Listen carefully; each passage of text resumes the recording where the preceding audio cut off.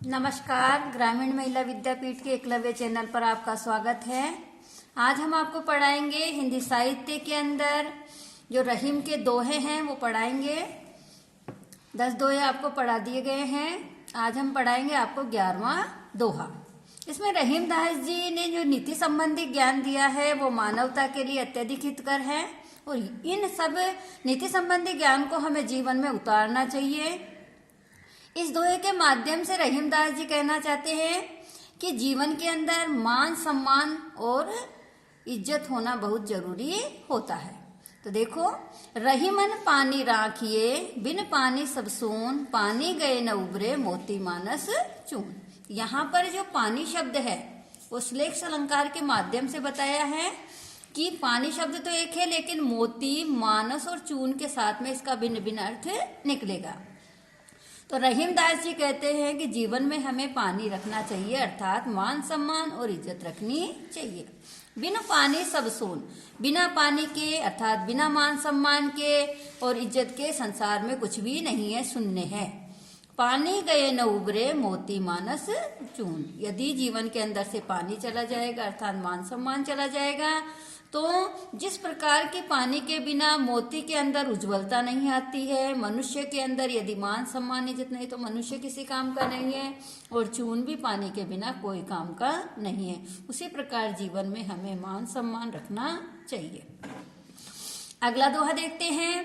प्रीतम छवि नैनन बसी, पर छवि कहाँ समाये, भरी सराय रहीम लखी पथिक आप फिर जाए। रहीम दास जी कहते हैं कि यदि हम अपने प्रियतम यानी ईश्वर की छवि को अपनी आंखों के अंदर बसा लेंगे तो सांसारिक विषय वासनाओं रूपी छवि हमारी आंखों के अंदर कभी भी समाहित नहीं हो सकती है।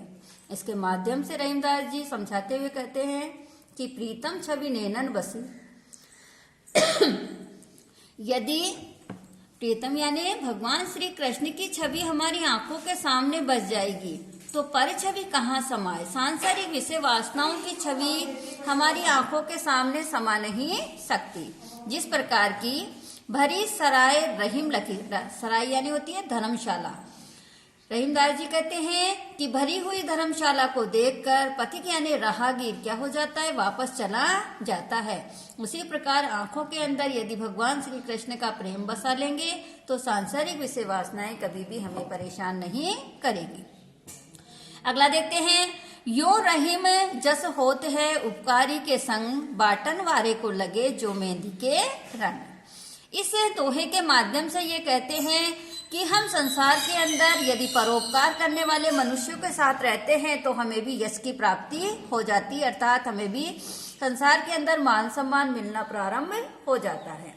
इसके माध्यम से रहीम दास जी कहते हैं रहीम जस होते है उपकारी के संग। रहीम दास जी कहते हैं कि परोपकारी मनुष्यों का सानिध्य प्राप्त करने से हमें संसार में यश की प्राप्ति होती है। बाटन वारे के लगे जो मेहंदी के रंग, जिस प्रकार की मेहंदी के पत्ते को पीसने वाले के हाथों में भी क्या चढ़ जाता है, मेहंदी का रंग चढ़ जाता है। उसी प्रकार हम धन खर्च नहीं करते लेकिन परोपकार मनुष्य करने वाले जो संसार का कल्याण करते हैं, ऐसे मनुष्यों का साथ रहने से भी हमें संसार में यश की प्राप्ति हो जाती है। अगले दोहे के माध्यम से रहीम दास जी कहते हैं कि बिगड़ी बात बने नहीं, लाख करो किन कोई, रहीमन फाटे दूध का मते न माखन होय। रहीम दास जी कहते हैं कि यदि बात बिगड़ जाती है तो हम कितना ही प्रयत्न करें लेकिन वो क्या नहीं हो सकती है, जीवन में सुधर नहीं सकती है। जिस प्रकार की बिगड़ी बात बने नहीं, लाख करो किन कोई, यदि जीवन के अंदर कोई बात बिगड़ जाती है तो हम कितना ही लाख प्रयत्न करें लेकिन वो क्या नहीं हो सकती है, सुधर नहीं सकती है। जिस प्रकार की रहीमन फाटे दूध का मते न माखन होय। रहीम दास जी कहते हैं कि जिस प्रकार की फटे हुए दूध को हम कितना भी बिलोते हैं लेकिन उसमें से हम क्या नहीं कर सकते, मक्खन नहीं निकाल सकते। मथत मथत माखन रहे, दही मही बिलगाय, रहीमन सोई मीत है वीर परे टहराए।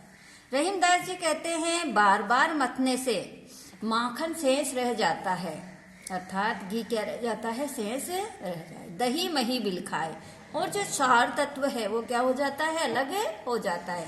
रहीमदास जी कहते हैं कि वही सच्चा मित्र है जो भीड़ परे ठहराए, अर्थात विपत्ति के अंदर हमारे जीवन में उपयोगी होता है, वही क्या होता है, सच्चा मित्र होता है। अब आगे प्रश्न उत्तर देखते हैं।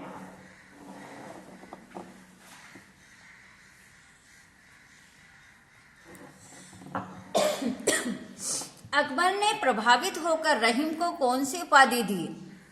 कौन सी उपाधि दी थी जो हमने साहित्य परिचय के अंदर पढ़ा है रहीम जी के में?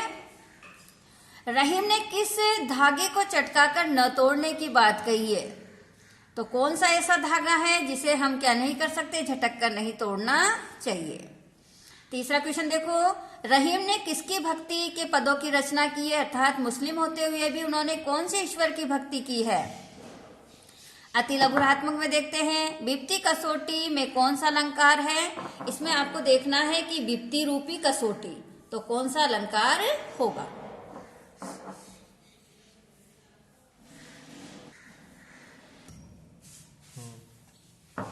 मथत मथत माखन रहे, दही मही बिलकाए, रहीमन सोई मीत है, वीर परे ठहराए। इसमें रहीमदास जी ने एक अच्छे मित्र के लक्षण बताते हुए कहते हैं कि बार बार मथने के ऊपर मक्खन शेष रह जाता है। दही मही बिलकाए, वो जो सार तत्व है, निसार तत्व है, जो क्या हो जाता है, अलग हो जाता है। रहीमन सोई मीत है, वीर परे ठहराए। रहीमदास जी कहते हैं कि वही सच्चा मित्र है जो भीड़ पड़ने पर क्या है, हमारे पास ठहरता है, अर्थात विपत्ति पड़ने पर हमारा साथ देता है, वही सच्चा मित्र है। प्रश्न उत्तर देखते हैं।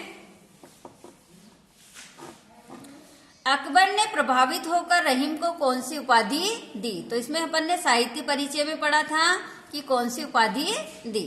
रहीम ने किस धागे को चटकाकर न तोड़ने की बात कही है? ऐसा कौन सा धागा है जिसे हमें नहीं तोड़ना चाहिए?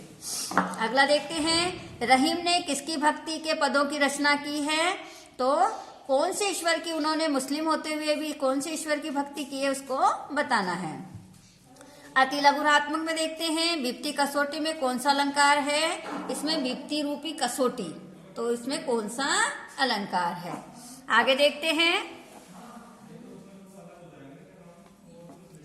अच्युत चरण तरंगने में अच्युत किसे कहा है? अर्थात जो पहला अपन ने गंगा के बारे में बताया था रहीमदास जी ने, तो उसमें अच्युत चरण तरंगनी से क्या किसे कहा गया? अच्युत शब्द किसके लिए प्रयुक्त हुआ है?